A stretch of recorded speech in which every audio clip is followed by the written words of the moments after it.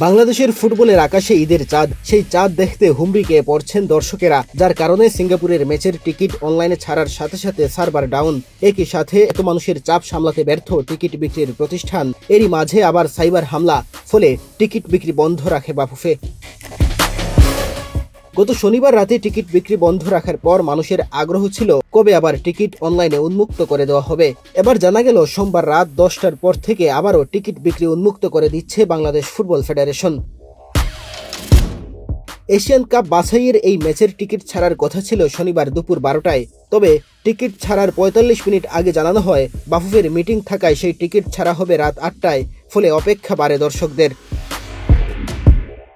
রাতে যখন টিকিট ছাড়া হয় তখনই ভিড় জমে টিকিট বিক্রির ওয়েবসাইট টিকিফাইয়ে, ফলে অত্যাধিক ট্রাফিকের কারণে সার্ভার ডাউন হয়ে যায়। টিকিট কাটতে গিয়ে বিড়ম্বনায় পড়তে হয় সবাইকে। অনেকে 2 ঘন্টারও বেশি সময় চেষ্টা করার পর টিকিট কাটতে সক্ষম হন।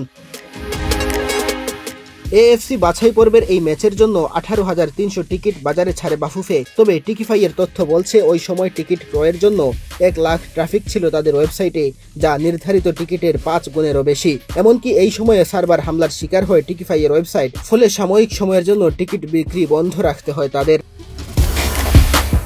বাফুফে এবারই প্রথম অনলাইনে টিকিটের ব্যবস্থা করেছে। 4 জুন প্রীতি ম্যাচের টিকিট আগে ছাড়লে 10 জুনের ম্যাচে টিকিট বিক্রিতে বাফুফে অনেক ভোগান্তি এড়াতে পারত বলে মত দিয়েছেন ফুটবল সংশ্লিষ্টরা। শনিবার বিকেলে কম্পিটিশন কমিটির চেয়ারম্যান গোলাম গাউস ঘোষণা দিয়েছিলেন রবিবার থেকে ভুটান ম্যাচের টিকিট বিক্রি করা হবে একই ওয়েবসাইটে।